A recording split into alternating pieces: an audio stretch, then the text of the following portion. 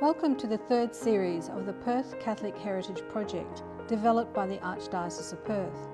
The Roman Catholic Church has had a strong presence in Western Australia since the 1840s. Today, many West Australians are members of the Church, and there are over 100 parishes across the state. This ongoing series aims to share the Church's contribution to history and heritage of Western Australia. Last time, we went to St Mary's Cathedral to discover its development and also the architectural significance of the heritage site. Today, we're at the Archbishop's Palace, located just down from the Cathedral, the home of our Archbishop Timothy Costello, SDB. Hello, I'm Debra Sayce, Head of Mission Enhancement and Outreach, Archdiocesan Agencies.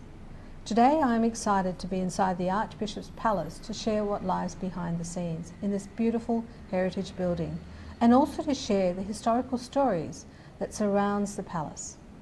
To help me, Odhran O'Brien, the Archdiocesan Archivist, will provide expert insights. Welcome, Odhran. Thank you so much for your time. Can you tell us a little bit about yourself and, of course, your link to this beautiful palace?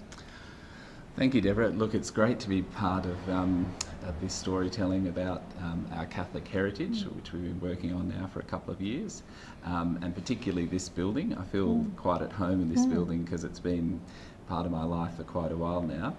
I started studying my master's thesis at the University of Notre Dame about 15 years ago, and I studied Bishop Martin Griever, who was the second bishop to live in this building.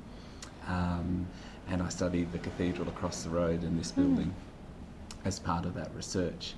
And then later on, when I'd finished the research, I had the opportunity, because I continued working for the Archdiocese, to have my wedding photos in this building. Fantastic. So it's got a special place for me.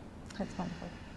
In terms of the history of this site, the history of this site goes back obviously thousands of years in terms of the Aboriginal people had a connection to this place. The traditional name of the hill on which we're on is an Aboriginal word for storing zamia nuts, because they used to store their zamia nuts on this hill. And then later on, after 1829, when Europeans settled here, this site was originally allocated for the Anglican Church. So the Anglican Church was initially planned for the top of the hill, and the presbytery for the Anglican clergy would have been here. Over time, the city of Perth developed further west, and so this site was left vacant. And in the 1840s, it was granted, part of this site was granted to the Catholic Church, and then later on, the cathedral site was also granted to the Catholic Church. So Bishop Brady applied for the land we're on here today in the 1840s, and was granted that by Governor Hutt, one of our early governors. And then in the 1850s, Brady had retired, and Bishop Serra, who was a Spanish Benedictine, we've got his crest up on the wall over there, he decided he was going to build a residence here for a bishop. It wasn't as big as it is today, but it was still an incredibly grand building. In fact, it was the largest building in Perth at the time. So big that it was bigger than Government House, which was falling apart at that time. And the governor was about to build a new residence for himself. And Bishop Serra, who'd taken occupation of this building in 1856, said to the governor, look, while you're building your new residence down the road, you're welcome to come and stay with us. And I don't believe he ever got a response. So then later on in the early 20th century, the building had fallen into disrepair again, and Bishop Gibney did a major renovation. He commissioned the prominent architect Michael Kavanagh to do an addition to the building, which was, I think, about £11,000 at the time, a huge sum of money. And then in 1936, we had another addition to the building where we have our cathedral offices now. The building stayed in really good shape for most of the 20th century.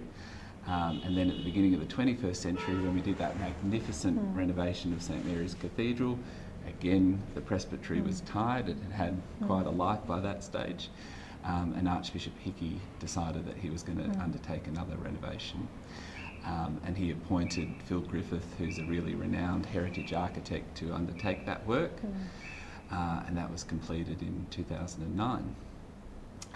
And I think as a way of demonstrating the incredible work that Phil did, it won, I think, an Architectural Institute Award, a Master Builders Award, City of Perth, Heritage Council, the list goes on. And we're just so incredibly lucky to have somebody like Phil Griffith to have worked on the building.